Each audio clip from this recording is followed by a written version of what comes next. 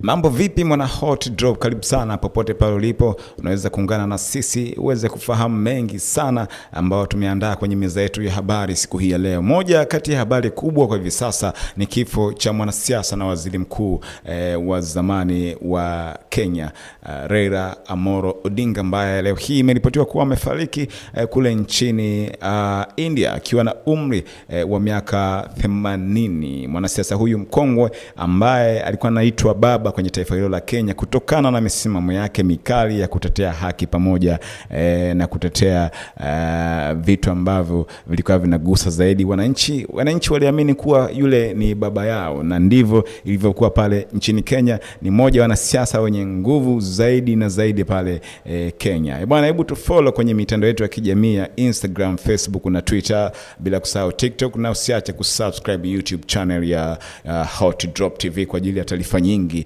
zaidi na zaidi. Naam, leo hii mwanasiasa mwingine mkongwe pia kutokea nchini Tanzania, God Bless Lema, ameguswa na msiba huu na kutoa salamu za pole kwenda kwa Wakenya pamoja na familia ya Raila Odinga. Kupitia ukurasa wake ameandika, anasema, kwa huzuni kubwa sana napenda kutoa rambirambi zangu za dhati kwa familia Mheshimiwa Raila Amolo Odinga pamoja na wananchi wote wa Kenya. Kifo chake kimeacha pengo kubwa, si tu katika siasa bali pia katika historia ya kanda yetu. Raila alikuwa kiongozi wa watu, mtu wa ujasiri na moyo wa kizalendo ambaye alijitoa kwa dhati kwa ajili ya haki na ustawi wa Wakenya.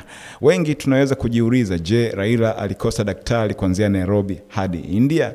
Jibu ni hapana. Hili ni swala la matibabu, bali ni ukumbusho wa ukweli wa maisha, kama alivyosema Mfalme Suleiman: kila kitu ni ubatili kama kujirisha upepo. Maisha ya mwanadamu, haijalishi umaarufu au uwezo wake, huishia katika mikono ya Muumba.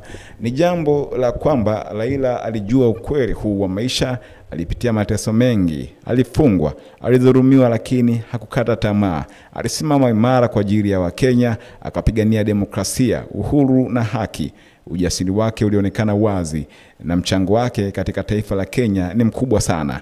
Leo tunalia, lakini pia tunashukuru. Tunalia kwa sababu tumempoteza kiongozi shupavu, lakini tunashukuru kwa sababu tumeishi kushuhudia mfano wa mtu alijitoa kwa wengine.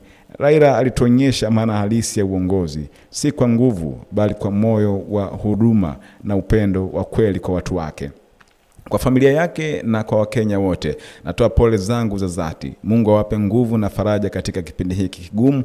Na kwa Raila Odinga, historia itakukumbuka daima. Ulipigana vita vizuri, ulimaliza mwendo wako kwa heshima, na sasa umepumzika kwa amani. Pumzika kwa amani, baba wa demokrasia. Urithi wako utaishi milele katika mioyo ya Wakenya. Ni andiko ambalo ameliandika God Bless Lema, mwanasiasa kutoka chama cha upinzani nchini Tanzania, aki-appreciate na kutambua mchango wa mzee Raila Amolo Odinga ambaye ametutoka.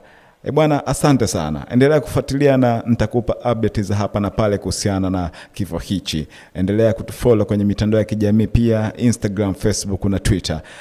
Bila kusahau TikTok na YouTube, tunakwenda kwa jina la Hot Drop TV. Make sure uko pamoja na sisi. Asante na uwe na wakati mwema.